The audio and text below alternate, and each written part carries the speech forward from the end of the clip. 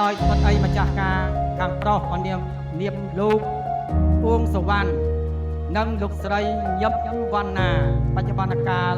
ស្ថិតនៅទឹកដីភូមិតាពាំងរលងឃុំស្រែរលងស្រុកតាមកក់ខេត្តតាកែវបានជាប់មកជាមួយតឡងលោកហុកបើព្រមទាំងស្រីលៀបកំអូន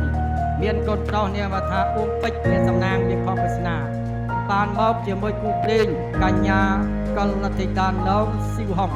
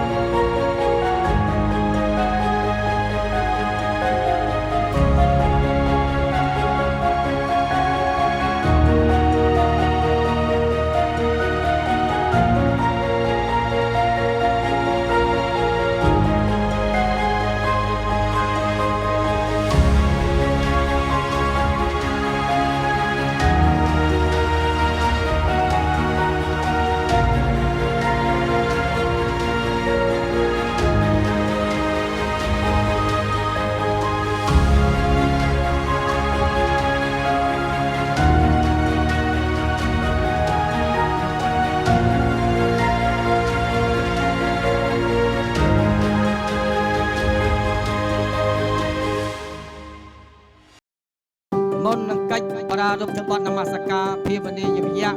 នឹកដល់គុណបុណ្យព្រះរតនត្រ័យកលកាយទាំង3ចឹងយើងចាំថាហេតុអ្វីគូបុរាណអាចារ្យតែងតែធ្វើអីមានមកគុំបានន័យថាភ្នែកនេះ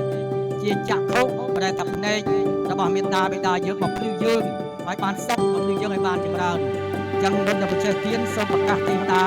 ដើម្បីជាស័ក្តិសិទ្ធិដើម្បីមកជាកសិណស័ក្តិសិទ្ធិនៅក្នុងកសិ